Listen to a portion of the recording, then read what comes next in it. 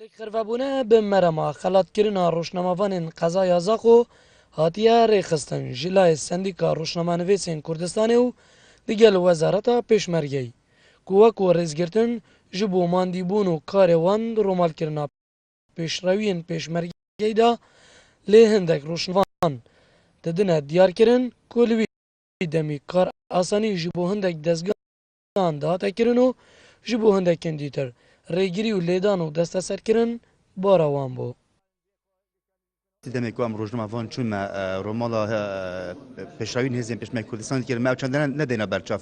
Mesela kadê rêgirî me gelin yan me nakin. Em çûn bi hûndê ku qaramanîtê hêzên Pêşmerge Kurdistanê veguhêzin. Her rast gelek cara rêgirî me hate girtinê em tuşî lêdanê bîn, em tuşî desteserkirinê bîn, em tuşî îhanekirinê bîn. Bezê belê neş layê Wezareta Pêşmerge ve bî evkarat hedekinê belkî şu layê hindek fermandên serbazî ve bîn ku aqleta hizbiya bartankê nava mişkê wan da bî ev serdereka hizbî ger rojnamavanan kirin.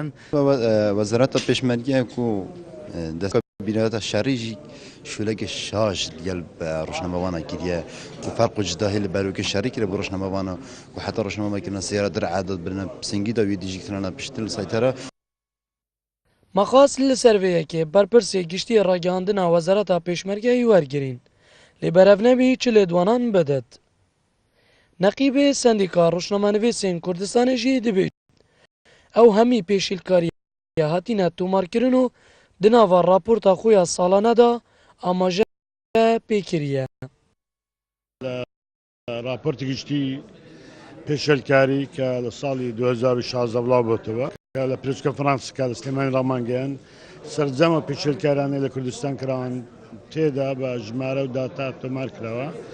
ئێمە هەمیشە گوتمانە ڕۆژنامەنووس ئازادە لاچوی ئامادە دەبێت بە تایبەتی بۆ گەیاندنی زانیاری بۆیە هەر ڕێگرتنێک هەر دەستخستنەکارێکی مێدیا هەم لەم پەردانانێک بە توندی ئیدانەی دەکەین و پێشمان وایە ئەمە دروست پێچەوانەی دەخەکان ژمارە 35 ساڵی 2004.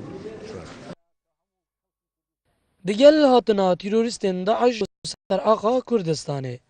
Berdewam piraniya rojnamavan û dezgehên ragihandinê yên başûrê Kurdistanê mil bi milê hêzên Pêşmergeyî ve romala pêşrewiyên Pêşmergeyî kirîne û gelek caran jî şehîd û birîndar jî ji rojnamavanan hatîne dan. Lê digel xelatkirina rojnamavanên qezaya Zaxo bas li wan rêgirî û pêşîariyan dihête kirin ji layê rojnamavanên vê qezayê ve.